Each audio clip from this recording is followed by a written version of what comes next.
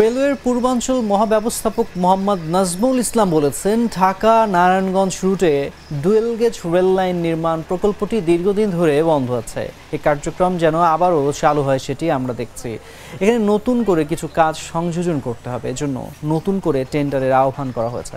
আশা করছি বন্ধ হয়ে যাক কাজ অল্প সময়ের মধ্যে চালু হবে।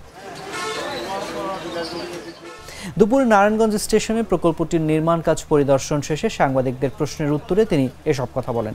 এর আগে তিনি রেল স্টেশনের বিভিন্ন অর্ধনির্মিত ব্যবস্থাপনা ও রেল লাইন ঘুরে দেখেন।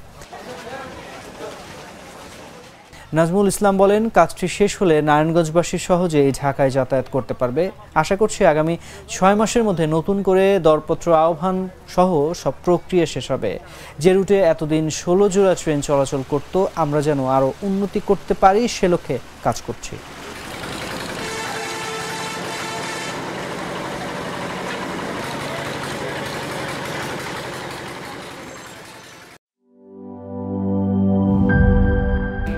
স্যার, আমাদের নতুন প্রোডাক্ট সিক্সার্স।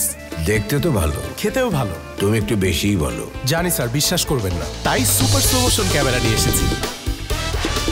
দেখেন স্যার, চকলেট পিনাট ক্যারামেল ও নোগাটের দারুণ কম্বিনেশন এলো সিক্সার্স চকলেট কোটেড বার। পুরোটা এনার্জি।